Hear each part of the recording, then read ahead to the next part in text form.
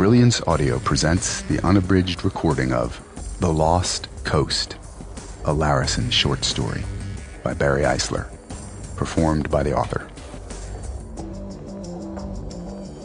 The sun was setting on the redwoods, and Larison thought it was time to find a place to stop.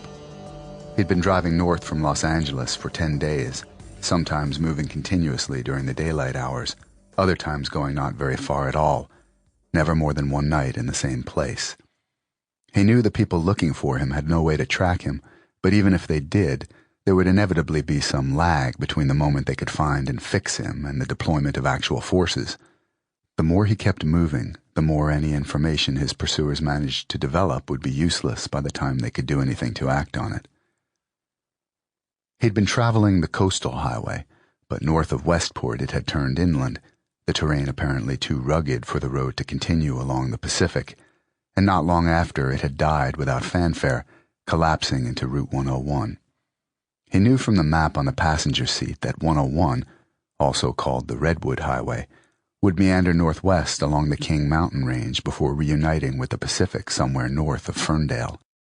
The area in between, cut off from coastal access, was known colloquially as the Lost Coast, a name Larison had found strangely alluring when he'd first heard it years before.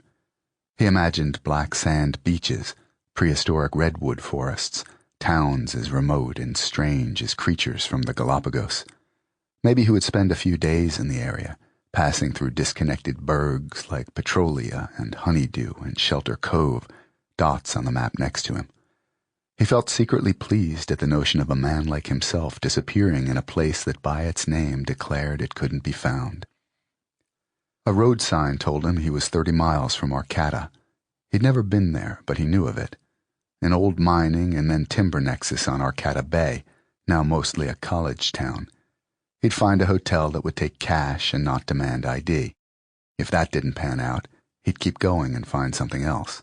There was always another town. It was nearly dark as he left the highway, the sliver of a crescent moon hanging low in the sky. He didn't have a car navigation system or even a cell phone, either of which could be tracked, but he didn't really need the technology either. There was usually a logic in the layout of small towns, with independent restaurants and retail establishments in the center, gas stations, supermarkets, and other chains farther out, and the more sprawling single-family dwellings on the periphery. Some were easier to navigate than others, but it didn't matter one. Sample complete. Ready to continue?